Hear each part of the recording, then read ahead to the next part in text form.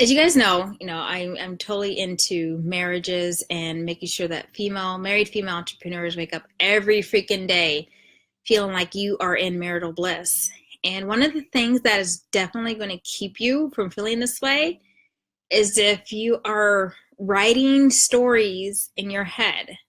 Like you're coming up with these like perceived things that are going on in your life that just aren't true. You're like coming up with these stories. You've got these stories going on in your head about what your spouse is thinking, what they're doing, how um, you feel like, well, they're not helping because of this, and this is how, you know, you're basically like, it's like you have this soap opera going on in your head, right?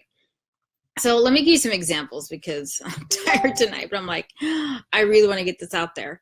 So a lot of the times, like when Jeff and I were going through some strife, I was coming up with these things, these stories in my head, like, if he's watching, movies or spending more time with the guys, it's because my body doesn't look good enough. So he's spending less time with me. So maybe I need to, change how I look or something. So I got like into buying stuff, like buying like at home fitness things because I was at home with the kids a lot, right?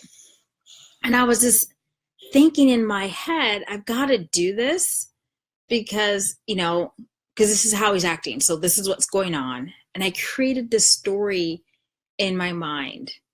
And the thing is, it was just in my mind, it was in my head. I didn't ask him, I didn't talk to him about it, I didn't get clarity. I basically, ladies, I didn't get the absolute truth. Like, I didn't stop to ask myself, wait, is this true? Am I thinking that he's just spending more time like hanging out at work because he doesn't want to be home with me because, he's not attracted to me anymore? So he's spending more time at work? Is that true? No, it wasn't true. But I made up this story in my head of why, if I didn't get a straight answer, why are you spending so much time at work? Well, I just got stuff to do. I'm like, he doesn't want to tell me that he doesn't want to come home yet, and he doesn't really want to spend time with me, and he's just saying that he's too tired and he's going to go straight to bed. It was all in my head.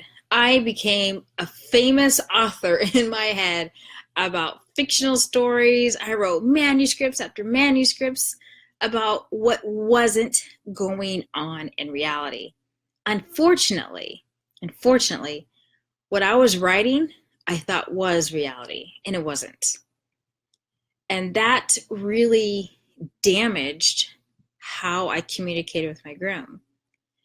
And so if you feel like you are coming up with these scenarios, these outcomes, and these perceived, this is why they are acting that way, because it's just up here. First of all, step back for a moment and ask yourself, is this absolutely true? Like, you can't say, well, because of this in the past, yeah. No, that doesn't count. You have to ask, is this absolutely true? Because you both have sat down and come to that conclusion is true. If not, these are just stories. You've got to go and get a clear picture and clarity of what is really going on, where's the disconnect, where's the miscommunication, and get these stories out of your head because they are dangerous. They are so dangerous. It's almost like we build up this conversations we have in our head with our spouse, and then when we really confront them on it, we're actually speaking from the conversation we actually only had in our head. He's totally clueless, and then like literally he thinks like I went nuts when I used to do this, like I was crazy because he just did not understand where I was coming from. But I had this whole scenario mapped out, like this is the conclusion and this is where you are and this is where I'm at. And it was so unfair. It was so unfair to me because I didn't allow myself to actually focus on the reality and the truth of what was happening. It's unfair to him because he didn't get to connect with his wife and really find out what was going on.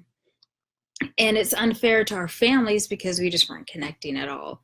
And then, that rift, and you start to drift apart and you stop talking to each other because again, you're already perceiving how he's going to react or respond. So stop being a fictional writer, unless, of course, you write manuscripts that are amazing for people to experience in it for entertainment purposes only. I do have a gift that really helps connect, especially we have these disconnects when you're asking yourself, is this really true? And you're thinking, no, it's not. If you just sit back and really just think to yourself, no, it's not, but you're kind of scared that it is, that's okay. Those are just feelings, and feelings are fleeting. They come and go. And so I created this, it's called the 50 Chats and Touches. So 50 ways to connect with your spouse through communication and through physical touch. So touches, whether, I think some of them are like hand holding, maybe a light massage, maybe just sitting next to them, you have a hand on their arm or on their thigh or something. But there's 50 different ways to connect. So it doesn't have to feel so awkward or rehearsed, or you're trying to think, you have no place, like, where do I start? Like, how do I start to connect? So I get these false stories out of my head. Remember, and usually it's based out of fear. I know I jumped these things up because I was afraid of the real outcome. And so I was trying to justify my feelings, but that fear gave me a false reality of, was it fear? False evidence appearing real. And that's what it totally was. And unfortunately that really, really built a rift. So one of the ways to overcome that is, step one, ask yourself, is this the absolute truth? Because you've actually communicated back and forth and understood each other to find out if it was the truth. Second, grab this free download I have on my website, iamcoachandy.com. I'll post the link below. And pick that up and then start implementing them. Like 50 ways. Hello, 50 ways to connect with your spouse again. Whether you have no connection or you just want to reconnect, you just want to get close again. These are really, really simple and easy to do ways that you can just pick one for the day, pick one for the week, and just start really connecting in reality with your spouse again and getting rid of these stories for good. All right, I hope you have a good night. You say good night. All right, I'm going to head off to bed because I am tired. It's been a long day. And catch you later. I hope this has helped. All right, go to iamcoachandy.com and I have that free download for you. All right, bye, good night.